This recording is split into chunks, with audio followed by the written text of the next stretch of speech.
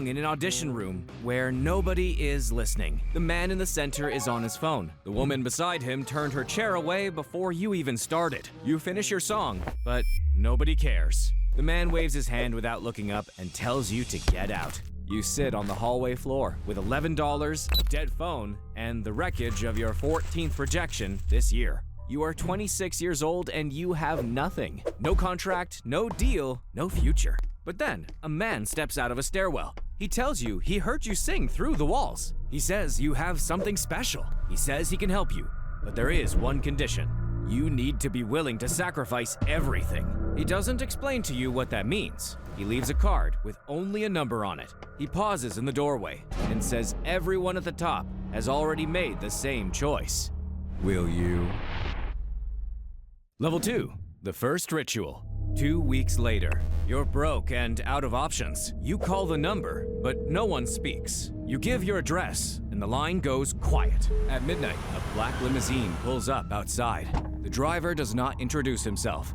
You drive for an hour through roads you don't recognize. When the car finally stops, you're at a private mansion. The driveway is lined with people standing perfectly still, each holding a candle. They stare ahead, completely silent. You are led inside. Stone walls, low ceilings, candles arranged in a pointed star on the floor. Robed figures stand in a circle, with their heads slightly bowed.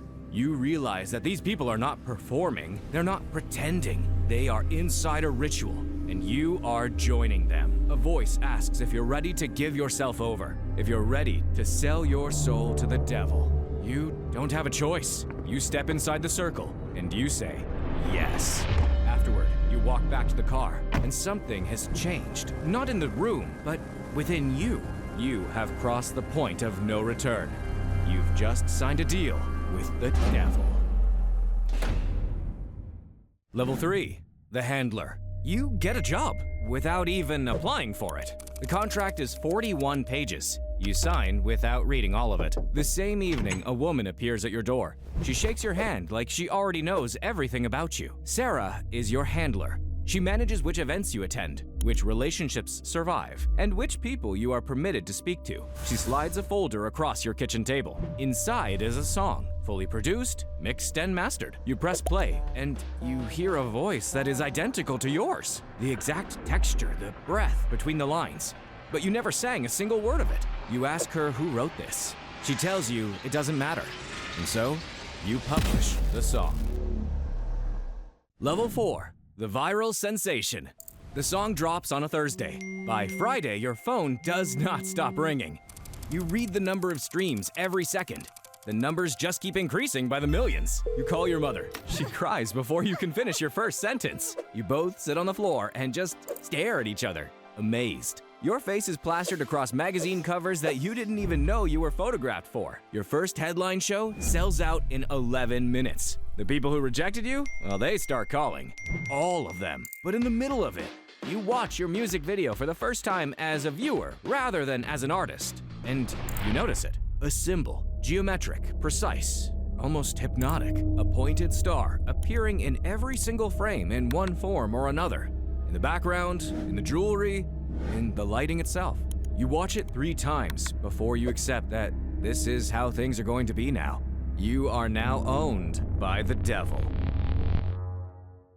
Your handler presents the concept for your debut album. It's extraordinary, hypnotic. It will make you a celebrity. But as you go through it, you begin to notice what's hiding inside. References to Satan embedded in every track. Specific symbols woven into the staging, the props, the hand gestures your choreographer is teaching you. Nothing is accidental. Every detail points in the same direction. It disturbs you, but this was the deal you signed. The album is published. The mainstream press calls it legendary, but certain online communities begin to notice. They point out every symbol in your videos. They're right about everything. You watch the comment sections fill with the correct observations, but then they're buried, mocked, deleted. Your handler laughs. Your satanic messages are reaching millions. But it's time for more. Level 6. The Inner Circle. You are famous now. Your handler tells you it's time to meet the important people. You are flown to a private island, which doesn't even show up on the maps. 11 celebrities sit at a long table. Every face is one you've seen on screens your entire life. But in person, something is different. The warmth is gone. Their charm, non-existent. They look almost soulless. The celebrity version of each of them, with the happiness and charisma and what made them special, was all a lie. An artist you worshipped since childhood puts a hand on your arm and says, "Welcome." His eyes terrify you to the core. His stare makes your body want to run away. But you can't. A silent man at the end of the table speaks last. He says that they've been waiting for someone with your specific talents for some time. He tells you that you need to do more for your god now. It is time to make you a serious asset. You will become important to Satan. Level 7, the sacrifice. Your handler arrives at your apartment. You never gave her the address. She sits down. She says what you have been given comes at a cost. The cost has not yet been collected. You need to prove your loyalty. You need to make a sacrifice. She tells you she made her own sacrifice 22 years ago. She says you stop feeling bad about it after a while. She says you come to understand that the sacrifice is not a loss, it is a gift. The proof that you are serious, that you have given yourself up to evil. You don't sleep for the next 3 days. You're not a victim anymore. You are a slave to your god. Level 8, the blood price. They tell you what the sacrifice for becoming a superstar is. It's someone you love, someone you care about. It's your best friend. You hesitate, but your handler says refusal is not an option. You have no choice. Reluctantly, you nod. They give you the name. You're given the tools. You are given the location, and you are given a time. This is not symbolic. It's not a metaphor. It's real blood. Real sacrifice. You tell yourself you can't do it. You tell yourself you'll refuse. But you've sacrificed so much for this. What more is one person? You are driven to the location, your tools in hand. The ritual begins. You do not remember the act itself. Your brain has blocked it out. But you remember the feeling, the emptiness, the disgust. Your masters congratulate you. They tell you that you did well. You drive home in silence. 10 days later, the body is found. The media calls it a tragedy, an accident. Nobody suspects you. Nobody ever will. You traded their life for your dream. This is the cost of success. Level 9, the transformation. 10 days later in the studio, something changes. Music pours out of you unlike anything you've made before, unlike anything you've ever heard before. Your producer quietly removes his headphones after the third take and looks at you for a long time without speaking. He asks you, "What's happened to you?" You don't answer. Your career explodes overnight. Every song goes to #1. Every show sells out within minutes. Critics call the album a masterpiece and reach for the largest words they have to describe it. Transcendent, legendary, once in a generation. But not a single word in it belongs to you. You understand now that you are a doorway. Something with full access to your soul is using you to reach 300 million fans. And those people are receiving it with their arms completely open. You begin placing things inside the work. Not because your handler instructs you to, because you want to. Inverted symbols embedded in the lyrics. Reversed phrases in the outro. Small, deliberate signals encoded into things people will stream while they sleep, while they drive, while they're young enough that it will shape them permanently. You need to serve your God, and this is how you will serve him well.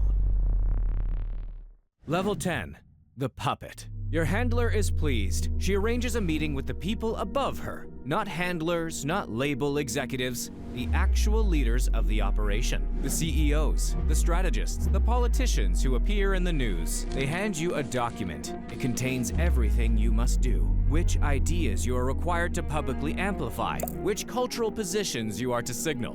Which positions to speak about. You have 340 million followers who will do as you command. They move when you move. They buy what you sell. They think what you tell them to think. They are under your control.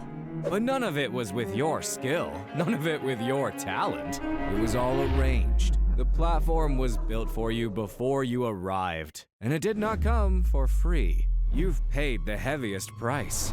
You sold your soul for it. You are worshipped by millions. Your image is everywhere. Billboards, posters, phones. You have become their god.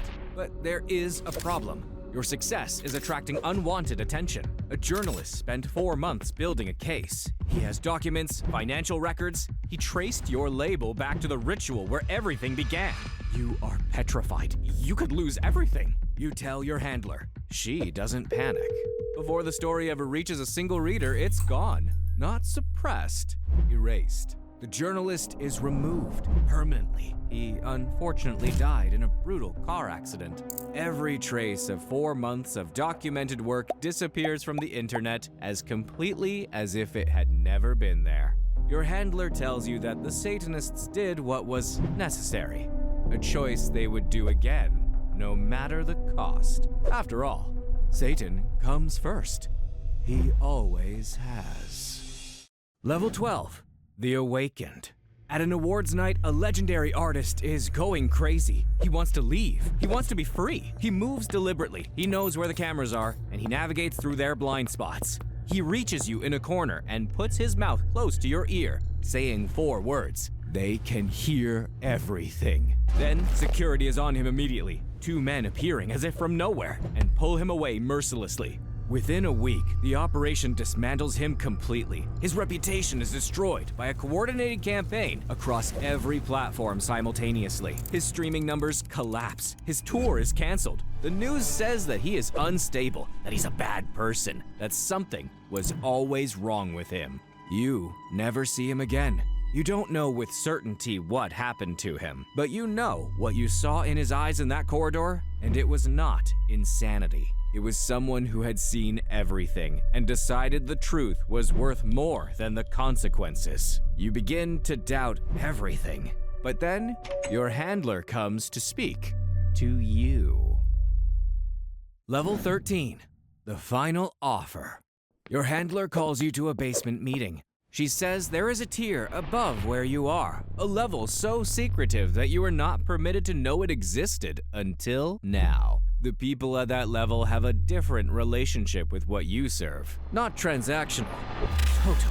Entry requires a grand sacrifice. She tells you that the reward makes the sacrifice worth it. You must sacrifice your parents. She says it calmly and reassuringly without any sign of remorse. She says it's the final proof of complete surrender. The last thing a person holds on to is family. Releasing it is the completion of your journey. But you tell her, you can't. You've sold everything they asked for, but you can't do this. The warmth in her eyes does not fade gradually. It simply stops, like a light switched off. She looks at you with a stillness that is worse than anger and worse than violence. She simply nods twice. The door behind you bursts open, and you turn just in time to see the baseball bat coming towards you. When you wake up, your handler's people have released a statement. You've retreated from public life due to exhaustion, a sabbatical. The public sends their love. Your fans leave messages of support. You are detained forever by your masters. But your content keeps running. The videos stay alive. The satanic symbols stay in the frames. The reversed phrases, they're still there. The 340 million followers keep streaming, keep being influenced by the most evil creature on Earth, whilst your handler continues to generate billions every year. You are gone.